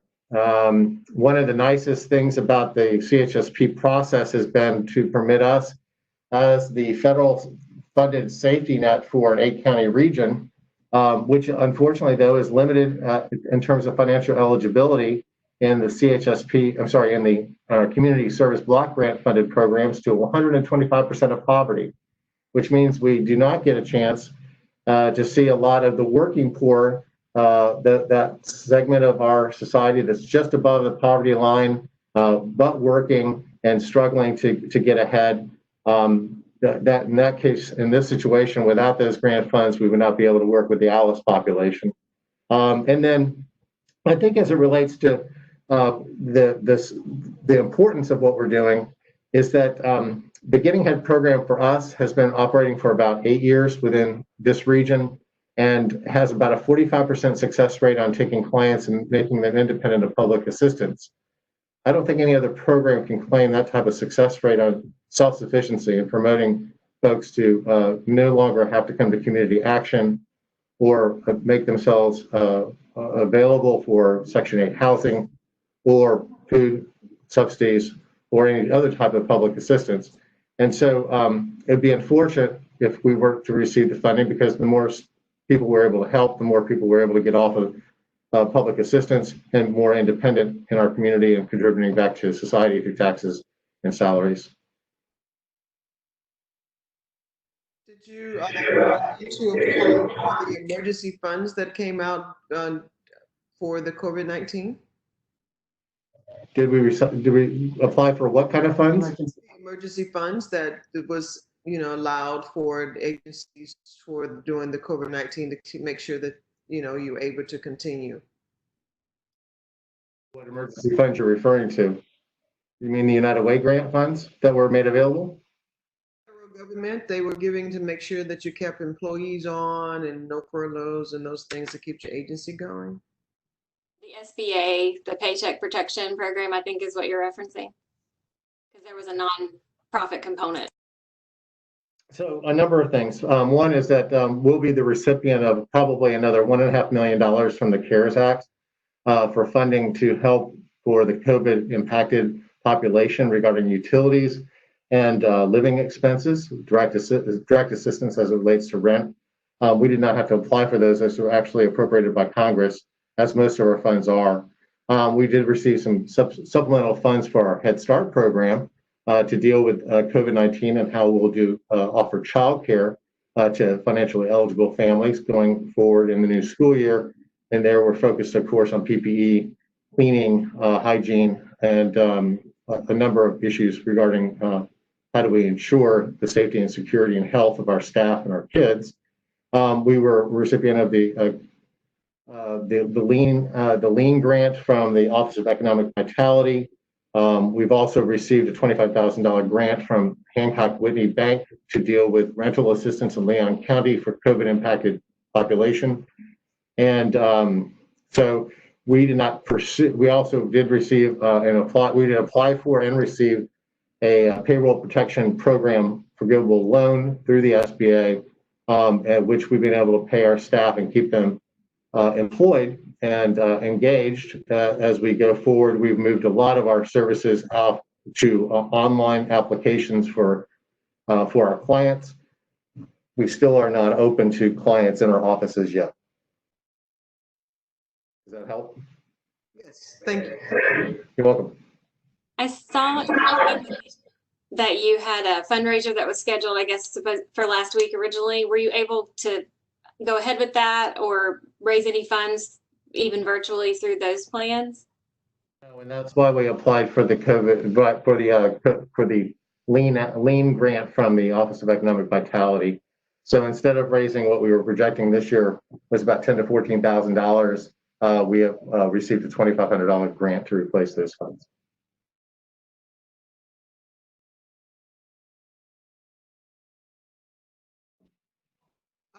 Is there anything else that you would like to elaborate about your agency that you need the committee to know? Well, you guys didn't have any questions. So I'll tell you, we're very proud of the Getting Ahead program. We think it's probably one of the more unique programs. We have a nice partnership with ECHO right now in terms of working with employers who have individuals within their organizations who are good workers but not reliable workers, and we're trying to work with employers as an employer resource network to strengthen this fabric of strengthening that population that is just seemingly just on the fringes of really dropping into poverty. Getting Ahead itself has been a phenomenal case of bringing together disparate groups of individuals in one single setting. We've had one class, I remember one year, with a person who was homeless, coming out of homelessness, and a person who had an MBA, both in poverty. And the combination of people, when they sit down and together, initially look at each other going, what am I going to learn from you and what can I share with you? That in 3 weeks' time, we see that folks rise above the tyranny of the moment, which is where most people are, which is trying to deal with exactly the day-to-day challenges that they've got. And Getting Ahead gives them the skills and resources necessary to develop a wider net of resources that enables them to survive. I know that a number of folks have been able to come to our transition ceremonies and see the results of the transformation that actually happens for many individuals who go through the program. And we're quite proud of it. We're quite proud of the fact that we've been able to train other community action agencies in the state of Florida to adopt the Getting Ahead program. Orlando and St. Petersburg have both adopted the program where it's having great success. We're one of 50 states that are actually using the Getting Ahead program, and we'd love to see more people do it. It's probably the strongest community support type program with great evidence that we've got to show success. For a very minimal investment, you get a really good bang for the buck. And we'd encourage you guys to make the investment. And we appreciate that very much your volunteering in the grant review team. And thank you for the time to present to you. I have a question following up on that. Since you've been offering the course with your current participants virtually, is that something you would consider doing in the future as a way to perhaps reduce your costs for the program in order to make it either available to more people or reduce the amount of funding needed to put the program on? I know you don't have a lot of research to say it's going to be as effective this way, but I'm just curious what your thoughts are on that. Yeah, so the interesting thing is current classes have been held at the Red Cross, and so there's a minimal rental of facility space there. Students have not necessarily needed childcare, so we've been able to avoid that cost. And so therefore, the stipend is still paid to the students who go through the Getting Ahead class each week. That cost is still there. The staff time is still there.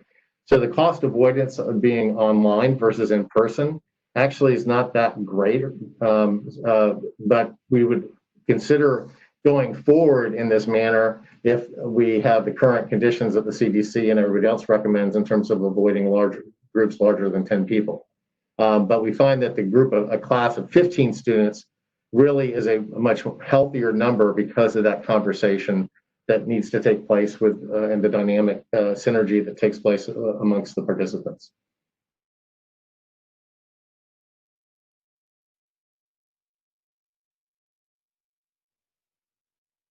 Any more questions from the team? I have one. With regard to your success rate, I think you said 45% of your participants are able to become independent of public funding. Do you know, in terms of follow-up with those who've been successful long-term, what that looks like for them? Are they able to continue to be independent of public, funding, or have you had anyone kind of go backwards and need your assistance again, or how does that look in terms of follow-up with your participants? Yeah, we're following up for about 6 months. So beyond that, we don't know. But I will tell you that as we've probably had about 400 people go through the program. Our staff have never reported back to me that, oh, so-and-so's back because something has happened in their life and they've fallen back into hard times. I've not heard many of those instances at all. So I can't attest to the longitudinal issue of the outcome there. But that shorter term outcome is pretty tremendous. What's even more amazing to me is that, well, Head Start, kids in Head Start pre-K program offered free to parents.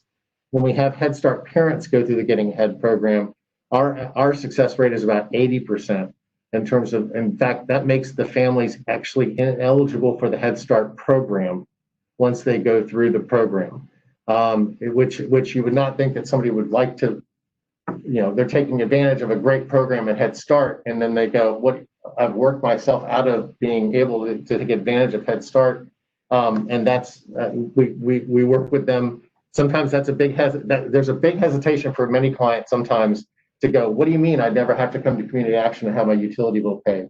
What do you mean I'm not going to get subsidies for my housing? What do you mean, how am I going to survive if I don't have those things? And so it's a big educational process that goes through in that 15-week, 4-month program. But it's astounding to see that type of response with parents, because I think that they see the kids getting a head start and they consider this to be a head start for adults.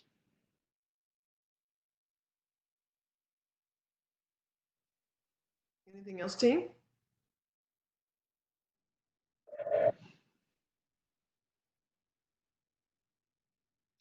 Well, we want to, if there's nothing else from you guys, we can say thank you very much for allowing us to hear about your program. It sounds like a very good program. Unfortunately, it is tough times and money is tight, and we just needed to make sure that we understand how we can continue with a valuable program such as this during this time. So hopefully you stay safe and take care of yourself.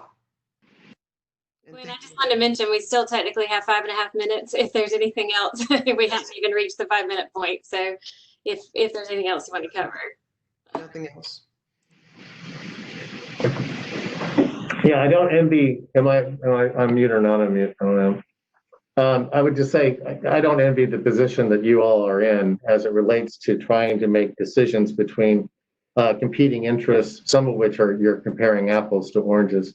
And I've been in the same process. I've served for many years before CHSP, actually on the county grant review teams, and then served on the grant review teams for a few years through Leadership Tallahassee.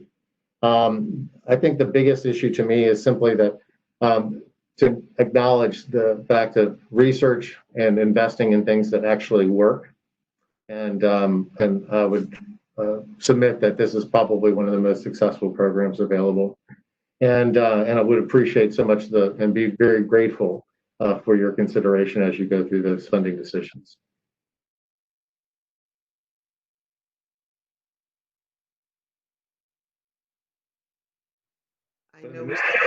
I know we still have time, but timekeeper, are we good? Any more questions? And I'm sorry, I was trying to find it in the application, but I had a question. Given that the United Way has the ALICE population as their focus now, is that where you receive or have received funding for this particular program in the past when you haven't been funded through CHSP for it? And I mean, is it something that you foresee, I mean, the need growing given the current conditions and what people's lives may look like coming out of this? Yeah, that's a great point. We secure funding and as any other good nonprofit would in any funding stream available that would permit us to offer more than just simply one class a semester of 15 students. There are clearly, with 28% of the city of Tallahassee population living at or below the poverty line, there are thousands of individuals who are eligible for the program. And so we are working with the ALICE population specifically with a higher tier, financially higher tier population with the United Way grant funding. We've received in the past grant funding from banks and also through the CHSP process. The CARES Act funding that we'll receive, about $750,000 that will be spread throughout our 8-county region, will also go toward some more getting ahead classes specifically for that COVID population that has dropped down into eligibility for our services that will permit us to actually to go to 200% of poverty. And so never let a crisis go to waste. I think when you have a situation where perhaps you maybe find yourself without work or without a meaningful employment or career ladder or career path, take advantage of the getting ahead in the workplace or getting ahead in the just getting by world, two different versions of this that can actually help you understand perhaps how to develop a really good career path, future story that can be supported through our case management and partnership with CareerSource and other partners to get post-secondary certifications that can actually lead you toward a better career opportunity. But we definitely anticipate a significant increase in the number of people eligible for our services because of the COVID-19 and businesses shutting down and folks being out of work.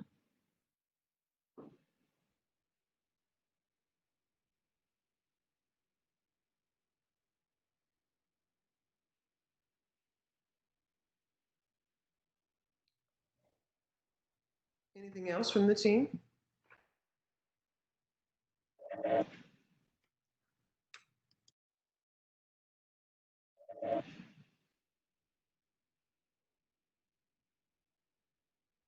You've been very gracious with your time, and thanks for continuing to let us know that we still had a little bit of time left. And I'm glad you asked that last question.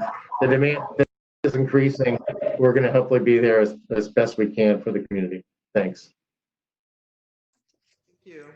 Thank you, Tim. Thanks, everybody. Take care and good luck. Bye-bye. Bye-bye. Bye-bye.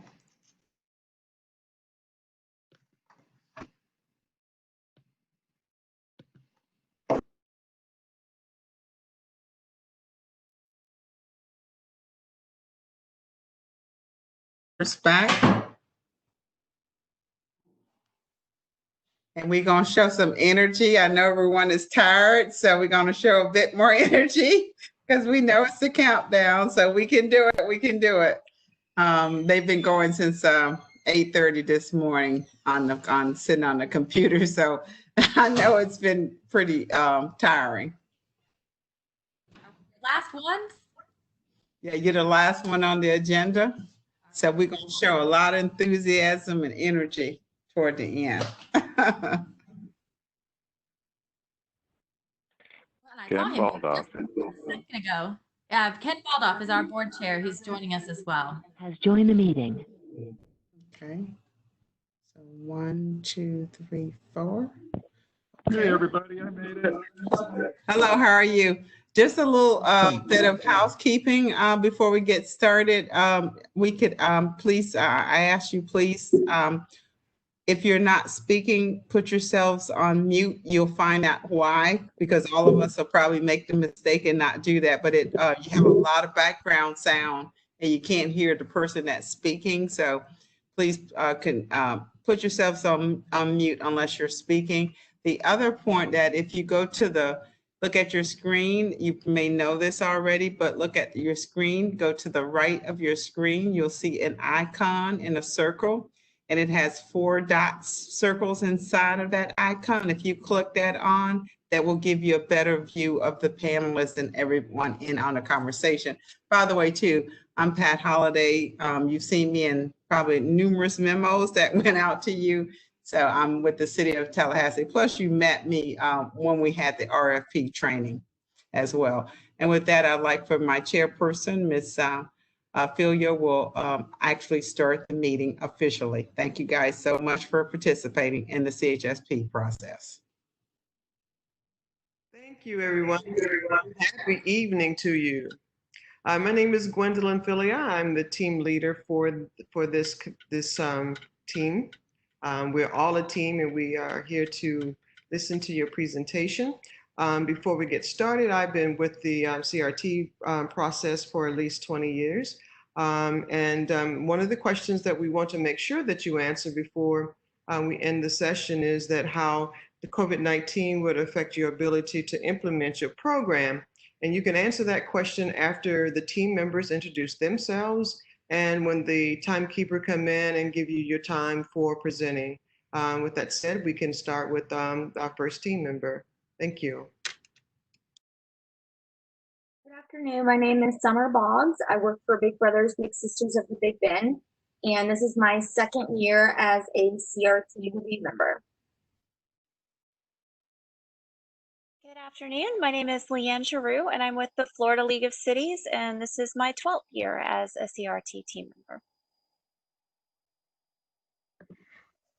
Good afternoon. This is Janetta Chooks, and a well care long-term care specialist. I've been with the team for 8 years. Hey everyone, I'm Allison Voorhees with Capital City Bank, and this is my 5th time going through CHSP process, and I'm your timekeeper today. So we'll have 20 minutes for our Q&A. I'll give you an audible 5-minute warning, and since you both are on video, I'll just do a 2-minute and a 1-minute this way, so I won't have to interrupt you toward the end there. So if you'll start with answering the question about COVID impact, and then we'll go from there. So our time starts now.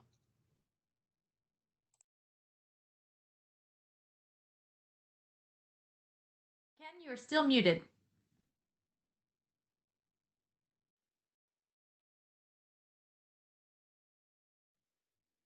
I'm Ken Baldoff. I'm chair of the board at Sharing Tree, and happy to be here and very grateful for this opportunity. Now, as I understand it, we were to answer questions. So I want to be clear. Carly would have been here representing the Sharing Tree, but we are actually open for our first week of camps with social distancing this week. So she's got her hands more than full. Emily and I have stepped in to fill the gap. And so we may not be quite as familiar with the work that Carly has done towards this grant, but we know as much about the Sharing Tree as anybody right now, especially since we've been having weekly board meetings for the past 2 months. So we're on top of the strategy and happy to talk about COVID and how we pivoted in that regard and how that will impact our proposal. I understand that we aren't supposed to give a formal presentation, but we're here to field questions from the panel. And so I'm not going to take up any more time right now, just providing this introduction, and I'll introduce Emily. And I'm Emily Pritchard. I'm a board member at the Sharing Tree. And actually, Ken and I have worked very closely together to address this first question about COVID impacts. So the program that we put forward for the CRT, it was engagement to provide art education for our community. And all of our work at the Sharing Tree, we have actually shifted for COVID-19. We have very reduced summer camps, but we are moving into online so that we can engage those that you may notice that we had field trips in our application. And so our question is, how do we serve a very broad number of students without physically having them in our space? Because we can't serve 100 students at the Sharing Tree at the same time anymore. And so actually this summer we have already begun pilot programs.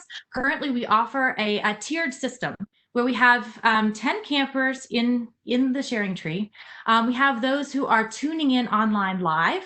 And we also have recorded sessions where that third tier allows anyone to asynchronously connect with us. And so that is coordinated, that online service is coordinated with art supplies that are delivered in a box so that the students and the teacher can interact by video. And this is a model that we think would also serve the plan that we have outlined for you guys in our application.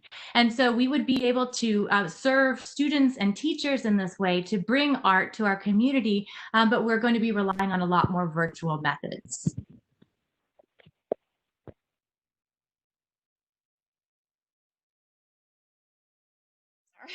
Sorry, forgot to unmute myself. So Emily, how are those boxes of supplies delivered? Do the parents come pick them up, or are they brought to their homes, or how is that process handled? Well, currently, we've never done this before, so we've tried a bit of both to see what works best. And so I think by the time that you have made a grant decision, we would know what best practices there. The key here is that they're all contactless. And right now we're able to sort according to what people are most comfortable with. So we have left them on porches, but we also have people who prefer to come pick it up at the Sharing Tree, and they're able to do that without coming into contact with anyone. Okay, wonderful. Given the restrictions of in-person, not having 100 children under your roof, that sort of thing, how is that going to impact the total number of children you'll be able to serve through this program or your summer camps in general? Well, actually, the beauty of this setup is we're able to reach even more children than we were able to before, right? And the novelty of this online engagement is that we do have some students in the space, so that helps keep our interaction with them very genuine. And it feels more like a real field trip, and it feels more like a summer camp, even for those who have to interact maybe from their living room or from their backyard. And so I think that we're really trying to innovate here to be able to reach these students in a way that doesn't exist anywhere else in our community. And I would add to that, the Sharing Trees focus is on developing creative confidence in kids. We've pivoted somewhat over the last year. You may know that we've had some challenges in the past few years finding a location, but we feel very comfortable and confident in our current location. And just as we were getting rolled out and excited about what we were doing, COVID hit, of course, and it threw Carly especially for a loop, but we got control of the situation pretty quickly. If you check our website at sharingtree.family, you'll see our policies and procedures for social distancing, and I think you'll be impressed with what we're doing. But Carly did a wonderful job. The director did a wonderful job of pivoting and really focusing her energy on developing online programs. And so I think the strength of the Sharing Tree is the connection that occurs between kids and between Carly and the kids. And so our emphasis has been on supporting that connection. And so to have Carly in the Sharing Tree, first off, the parents pick up the boxes, or we're exploring ways to mail the boxes to parents on Monday morning. And then throughout the week, they're able to engage on the internet with Carly and kids that are in the space working through projects. And so, as Emily said, it's this kind of a hybrid environment that I think brings connection to the kids more so than in any other kind of online activity. And this can be easily directed towards the schools, after-school programs, in-school programs. And then the proposal also includes Carly working with the instructors in schools to help them facilitate the same kind of creative activities that she's invented, essentially. And I think you notice that our mission is to provide art education to all. And at first we said even in a pandemic, but I think it's more than that. It's especially during a pandemic for the kids who are at home. How do we reach them? And so it's a really important part for our community to address. And Sharing Tree brings art and creativity to that, which is really meaningful for these children. I had a question about fundraising and grant writing, because I know that you had said that moving into the pandemic that you had not had any, any fundraisers that you maybe had started to think about were not underway right now, and that you were thinking of moving into grant writing with some of the options available through COCA. So looking forward, how do you anticipate, in the current situation that we're in, are there any fundraisers that you anticipate being able to do, perhaps online, or are there in-person events that you are going to try to attempt, or basically what moving forward do you anticipate in those two areas? Well, I can speak to that for just a minute. Carly has been fairly successful in raising money online recently. Of course, every nonprofit is hitting our community for money right now, so it's a very challenging fundraising environment. But we have a founding 50 that we're building, so those are businesses, organizations, and individuals around town who are donating $1,000 a piece. We have Can't Hug, Give a $5. We've been getting $5, $20, $35. Some people have given us 100 hugs, and given us $50. And so in terms of from the community, we have fundraising efforts. We've been fortunate in receiving the PPP grant and a lot of the emergency funding that the city and county have offered. And so that's definitely something we're hitting really hard right now. And we had planned all types of dinners and gatherings for fundraising events. So we're going to have to look to see how we can pivot that to alternative methods. Especially with our stages of reopening. And Ken, I believe there's also the $2,500 from the city for nonprofits that we applied for as well.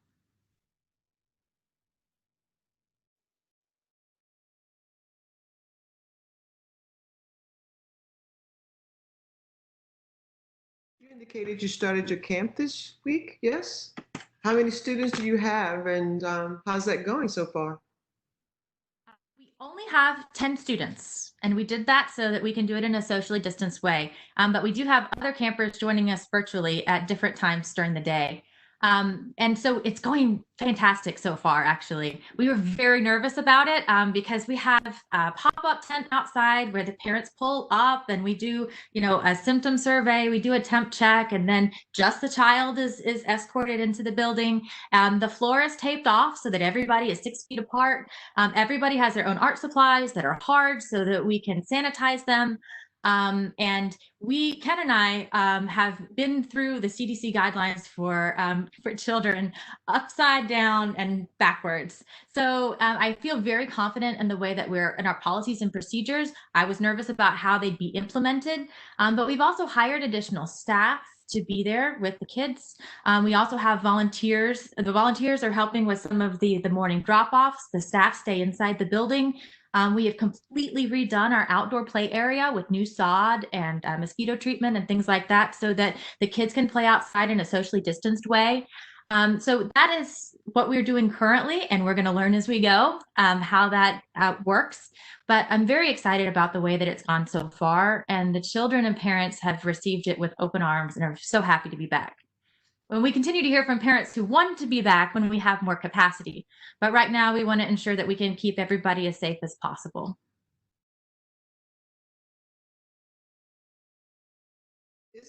This particular summer camp, is it something that you have students on site? Is that something you can do split virtual and the ones on site at the same time, or is that just something that you have to do your online at one point and on site at something else at a different time? Right. Well, what we do is everybody who's on site, there is a morning class and an afternoon class that can be joined virtually. And those are the only times that can be joined virtually. But those are recorded so that we can offer that later in an asynchronous fashion. Does that answer your question? Great. Yes, thank you. I know you rely a lot on donations of actual materials and things like that. And then I was looking at some of the eligibility requirements and fees for the different aspects of the programs. So do those families who are able to pay, does that cover the cost of their materials, or does it also cover theirs plus someone who is able to come at no cost? Or how is that working in terms of covering your material costs so that you can offer this to more individuals? We're experimenting with those options right now. We have the Buy a Box, Give a Box program that we began before summer camps, and that was a weekly offering. So each $20 box that a family purchased, we were able to provide a donation of a box to families who were unable to purchase it. We found a lot of success in people wanting to help and make those purchases. It wasn't, as easy as just shipping a box to somebody in need. What it did was it gave us a cushion where, as need was brought to our attention, we were able to provide those materials for free because we knew that we had that capacity from previous purchases.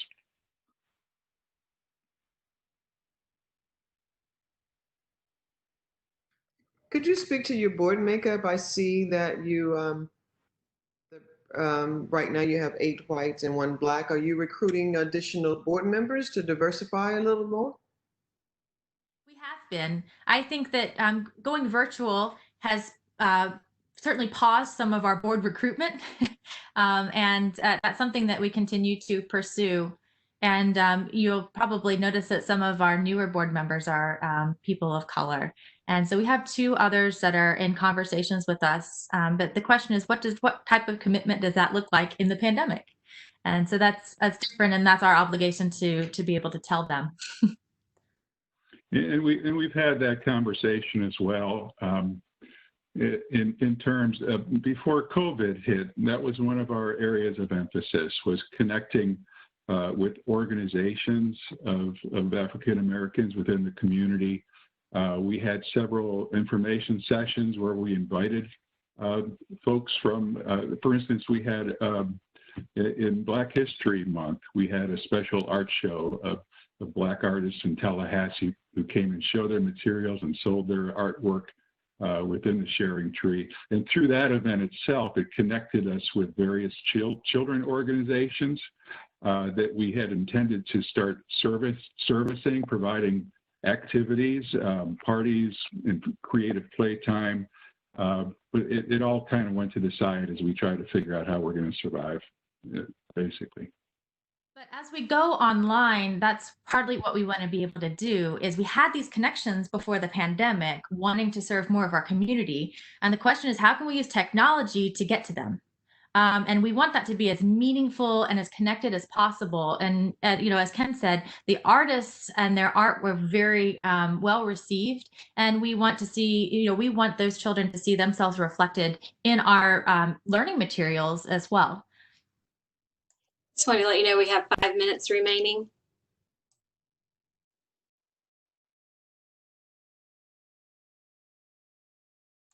One of the things I had a question about is in looking at where you hope to provide these creative interactive experiences. You know, a lot of them are things that got canceled this year because the in-person things like, you know, Tallahassee or springtime and those kinds of things. So like how much will that impact in terms of awareness of this program and all of that? I understand that Carly's doing a great job of really getting the word out virtually and however she can. But what does that look like if, let's say, this lingers into next spring? Like how will you be able to provide the level of service that you want to, and you know, really just kind of get the program? I don't know how new it is in terms of people knowing about it, but like getting the word out and just kind of helping it to grow, sort of that grassroots movement, so you attract not only participants but donors and, you know, those sorts of people as well. Well, it's a major pivot, and as Emily said, you know, a lot of folks looked at this situation as a challenge that's going to take down their business, and while we're looking at it as an opportunity that's going to let us grow beyond our community even. And so we're able to reach more people if we put an emphasis with our online offerings. We're able to get more eyes on what we're doing than waiting for people to drive by our building on the street. And I see a great opportunity with Leon County Schools, in that I think one of the populations in Tallahassee I feel the worst for are K through 12 teachers. They're having to come up with all kinds of activities, trying to engage the student in the classroom. That's what we do. That's our bread and butter. And so if we can package that in a way that's convenient for teachers, it takes 1 hour, 2 hours, it covers some hours of them for them each week. And so I think that's where we really need to invest our time and our energy, is developing those kinds of offerings. Goodness knows those teachers' hands are already full.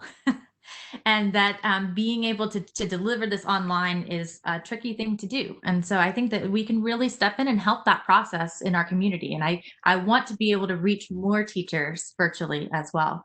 And so right before the pandemic, we had started conversations with FAMU DRS and many others, in addition to the ones that Ken mentioned from our so I think that we do need to continue expanding our network. We're just doing it in a virtual way this time.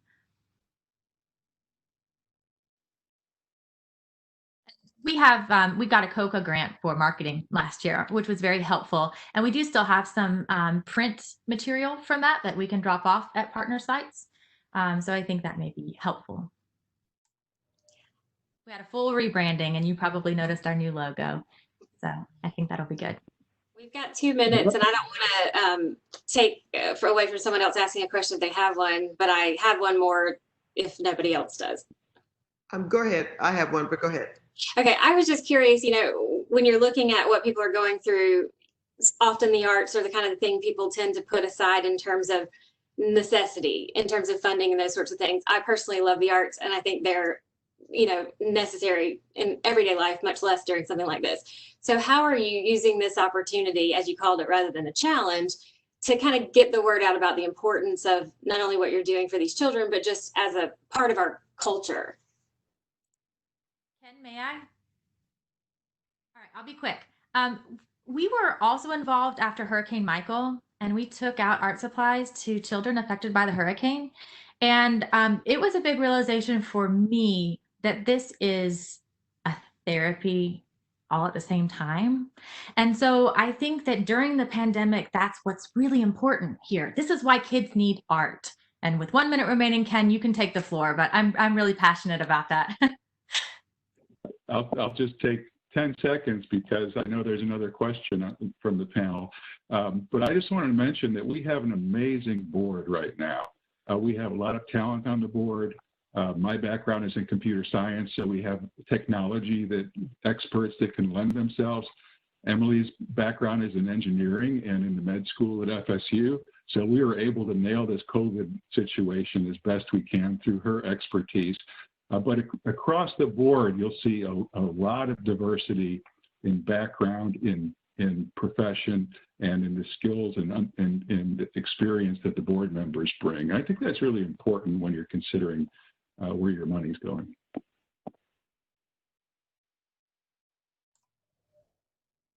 That's our time. I would just like to commend you on how active your board has been. When you said you've met weekly, I'm really impressed by that. So, but thank you guys. I don't know, did we lose Gwen?